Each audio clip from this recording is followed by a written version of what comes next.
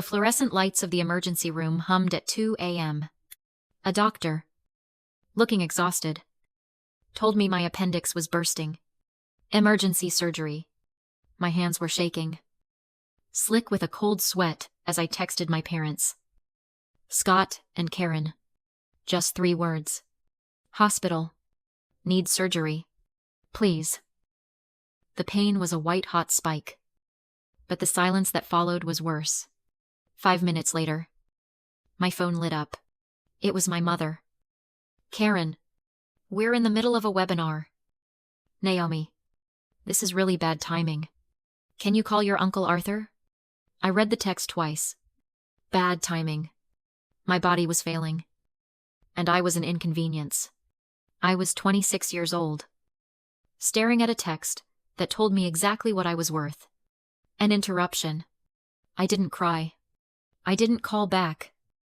Didn't beg. I just stared at that message. And a cold clarity, sharper than the pain, cut right through me. My anger wasn't loud this time. It was clinical. I did exactly what my mother asked. I called my Uncle Arthur. The phone rang 3 times. His voice came through, groggy, but instantly alert. Naomi, are you okay? It's almost 3 in the morning. Uncle Arthur, I whispered, my throat dry. I'm at the hospital. I need surgery. Not a second of hesitation. No questions about timing. Just the rustle of sheets and the sound of keys being grabbed. I'm on my way. Which hospital? Send me the address. That was my first act of retaliation. It wasn't an act of destruction. It was an act of replacement. When a nurse came in with a clipboard, I took a deep breath. Emergency contact, I said, my voice shaky but firm. I need to change it. Remove Scott and Karen. Put down Arthur. Only Arthur. My Uncle Arthur. A retired librarian with silver hair and eyes that always seemed to be smiling. Drove 40 miles in the middle of the night. He was the one who signed the consent forms for my surgery. And when I woke up in the hazy fog of anesthesia, the first person I saw wasn't my busy brand strategists. It was Uncle Arthur. Asleep in that uncomfortable plastic chair next to my bed. A paperback book still clutched in his hand. He lifted his head, blinked, and that warm smile spread across his face. Morning. Gitto. You did good. I spent the next 2 weeks recovering. Not at my parents' house, but at Uncle Arthur's. His home was the complete opposite of theirs. Where their house was a minimalist smart home, all glass, cold steel, and white surfaces that felt like an empty showroom, his was warm. It was cluttered. There were stacks of books in every corner, dusty shelves that smelled like old paper, and furniture that was actually comfortable. It felt real.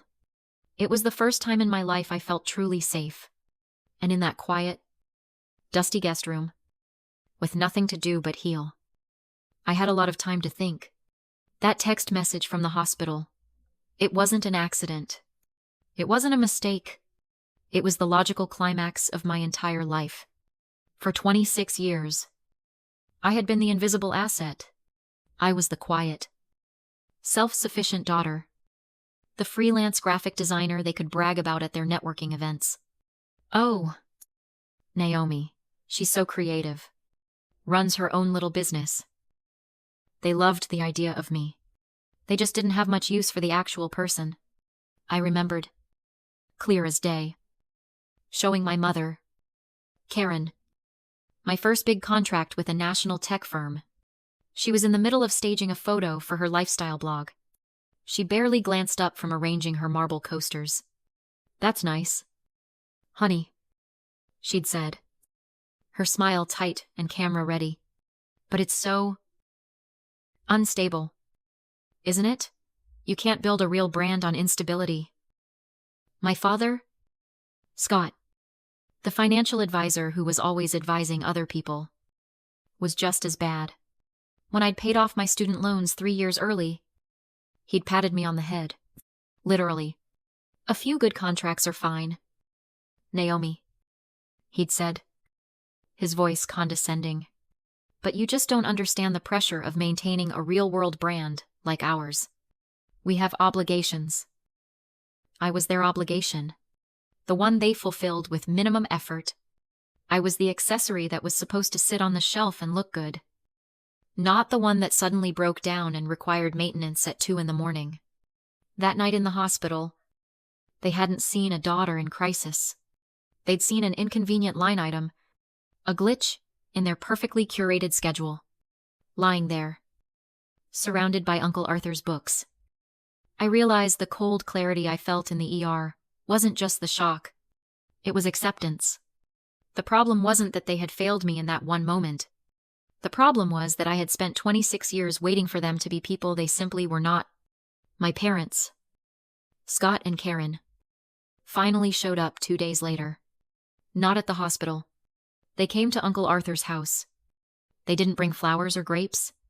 They brought a leather portfolio. They stood in the doorway of that cozy, dusty living room, looking completely out of place in their expensive, sharp-angled clothing. My mother, Karen, gave a thin smile, her eyes darting around at the stacks of books as if they were offensive. Naomi, darling, she said, her voice bright and brittle. You look pale. We were so worried. My father, Scott. I just looked at his watch. We're glad you're recovering, sweetheart. But we really need to discuss something. It's time sensitive. They didn't ask how I felt. They didn't apologize for not being there. They sat on the edge of the comfortable, worn-out sofa. And my father opened the portfolio. Look, Naomi, he said, shifting into his financial advisor tone. Your mother and I are restructuring the brand. It's a very exciting opportunity. But we need a little more liquid capital to make it happen. My mother jumped in, her lifestyle blogger smile plastered on. We just need you to be a team player. Honey, it's for the family. She slid a document across the coffee table. My eyes scanned it. It was about my educational trust fund, the one my other grandparents, my mother's parents, had left me. The one I hadn't even touched. I saw the number. $300,000. They wanted to use it as collateral. I just stared at them. They hadn't come to see their daughter who'd just had emergency surgery. They'd come to secure a loan. And that's when I understood. I suddenly remembered a psychology term I'd read once. Transactional narcissism. It's the idea that some people don't see others as human beings. They see them as assets or liabilities. Objects to be used. For them, this wasn't a family. It was a transaction. I wasn't their daughter. I was a line item on their balance sheet. I was a resource they had neglected to tap. And now that they were in trouble, they were here to collect. Uncle Arthur had quietly advised me to just listen, if they showed up. So I stayed quiet. I didn't say yes. I didn't say no. I just said, I need to think about it. My father's face tightened. The friendly advisor disappeared. Think about what? Naomi. It's a simple signature. I need to read it over. Don't be selfish. Scott snapped, his voice suddenly cold. We don't have time for this. It's obvious your uncle has been poisoning you against us. He looked at Uncle Arthur, who was standing quietly in the kitchen doorway, watching. My father's disdain for him was obvious. This is family business. Arthur, why don't you go? Read a book. My parents left in a silent fury. My father, Scott, looked back at me from the doorway, his face a mask of disappointment. We'll talk when you decide to be part of this family again. Naomi. The door clicked shut, and the silence they left behind was heavy. I felt sick, and it had nothing to do with the surgery. I was cornered, suffocated by their expectations and my own guilt. I picked up my phone. My hands shaking again. And I called my best friend. Chloe. Chloe isn't just my friend, she's my business partner.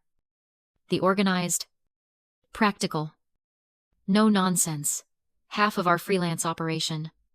I just needed to vent. I needed one person to say, "That's awful." I told her everything. The 2 a.m. text. The portfolio. The $300,000 demand. I was expecting sympathy. I was expecting, "Oh, now. That's terrible." What I got was pure, cold, analytical Chloe. There was a sharp intake of breath on the other end. Then silence. "Naomi," she finally said, her voice flat and dangerous. "They want you to sign what? To use the trust fund as collateral. Just for a little while. They said. Send me a picture of that document," she commanded. "Right now. Do not sign it. Do not text them. Do not talk to them again until I call you back." I was so startled by her intensity that I just said, "Okay." And did it. I sent her the photos. An hour later, my phone rang. It wasn't Chloe. It was a man I'd never met. A financial lawyer from a firm downtown. Chloe had, without hesitation, escalated. The conflict was ripped out of the cozy, dusty living room and thrown into the sterile world of legal retainers and fiduciary duty. This is no longer a family drama. "Naomi," Chloe told me on a separate call. Her voice firm. "This is a preemptive defense. You don't ask a person recovering from surgery to sign away $300,000 unless you are desperate. And desperate people are dangerous." Uncle Arthur agreed. He went into his study and returned with a thick, worn accordion file. It was filled with all the original paperwork from my grandparents. The original will. The trust's charter. "Your grandmother," he said, handing me the file, "was a very smart woman. She didn't trust your father with money even then." We sent everything to the lawyer. The game had changed. I wasn't just the invisible asset anymore.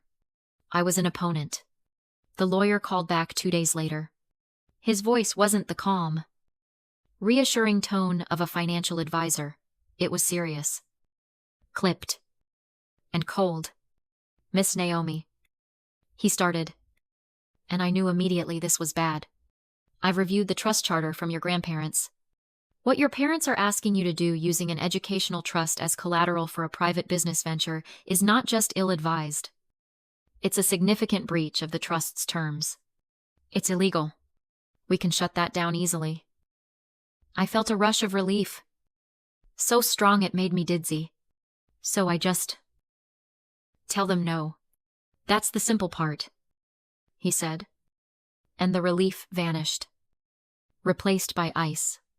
While I was doing my due diligence, I ran a standard credit check on you, just to see what your financial exposure might be. And I found something. I waited. The silence in Uncle Arthur's living room was absolute. There is a high-interest business loan, taken out 5 years ago. In your name. The amount is $50,000. I couldn't speak. "What? No. That's impossible. I would know if I had a $50,000 loan." "Would you?" the lawyer asked gently.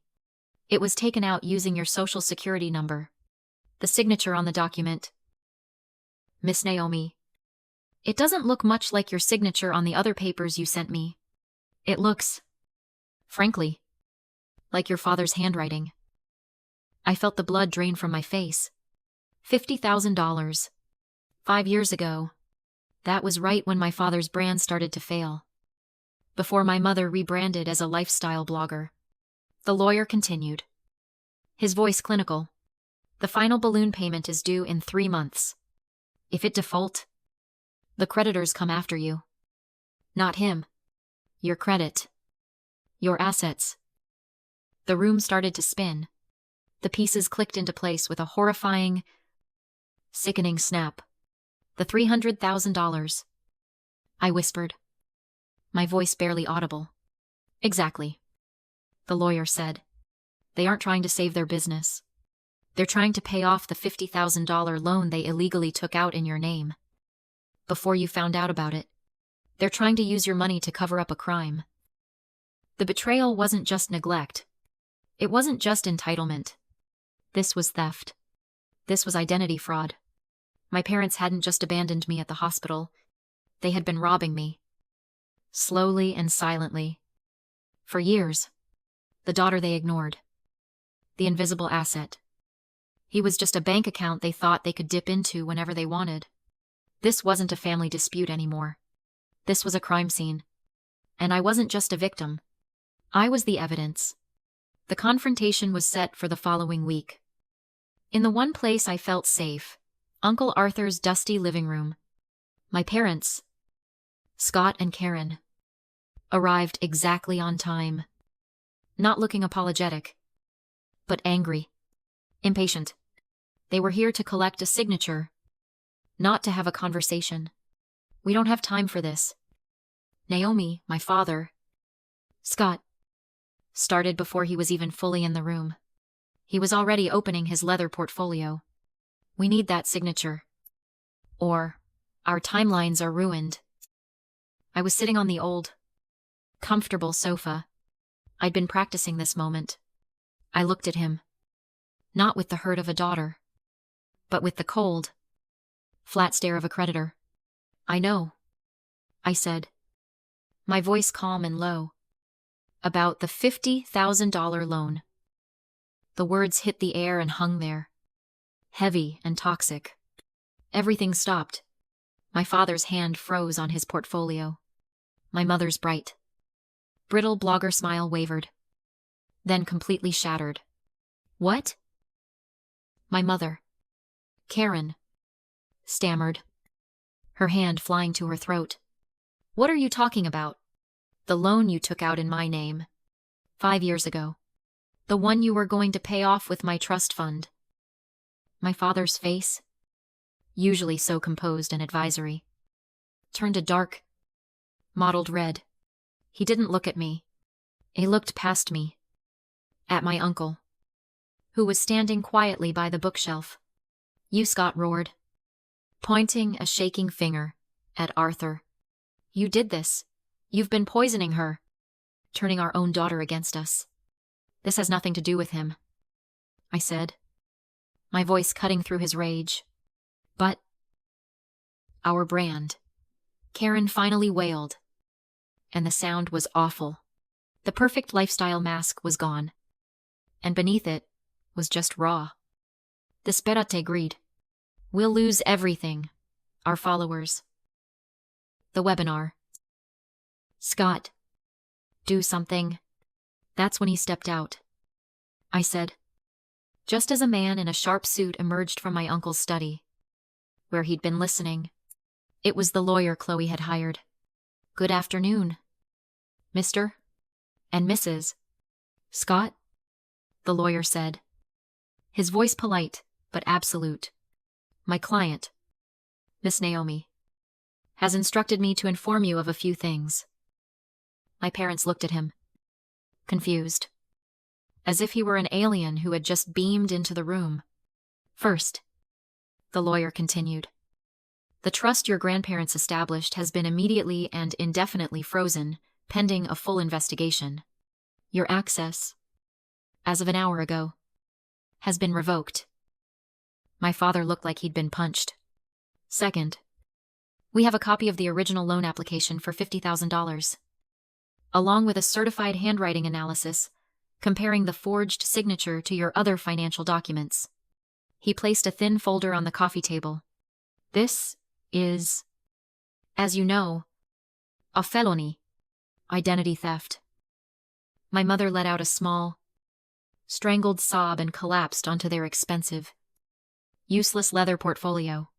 My father just stared at the folder, his face pale and slick with sweat. Karen looked up at me, her eyes streaming mascara. Naomi. Honey, please. You can't. We're your family. I looked at her. At the woman who thought a webinar was more important than her daughter's life. At the man who had used my name to commit a crime. I stood up. I felt calm. I felt nothing. Nothing but the cold, clean relief of a long overdue amputation. That, I said, looking down at them both, is not my problem anymore. 3 months later, I was signing a different set of papers. It was a new client contract. A big one. For my own graphic design business. I signed it on the new desk in my new, bright studio apartment. A place I'd paid for with the first legal withdrawal from my own trust fund. Chloe, my friend, and now my official business manager, clinked her coffee mug against mine.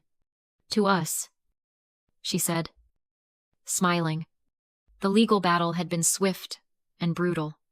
Faced with criminal charges, my parents hadn't fought. They'd signed everything. Their brand was dead, buried under a mountain of debt and a looming fraud investigation. They'd declared bankruptcy. I heard they'd had to sell the cold, white, smart home. My studio was filled with sunlight and the smell of old books. Uncle Arthur had helped me move. Half of his library seemed to be in my new living room. He walked in, carrying 2 cups of tea, just as he had every day of my recovery. He set one down on my desk, his eyes smiling. I looked at him. This man who had shown up at 2 a.m, who had asked for nothing and given everything. And I thought about the people who were supposed to love me. I realized I'd spent a lifetime learning a simple, painful truth. Family isn't always the people you share blood with. Family is the people who show up. Family is the people who protect you, not the people you need protection from. And I realized that sometimes, to find yourself, to build a life that is truly your own, you have to have the courage to let go of the people who were supposed to be your blood. You have to be willing to cut the tie, to close the account, and to walk away. Not in anger, but in peace. I took a sip of the tea. I smiled at my uncle. And for the first time, I felt completely, unshakably free.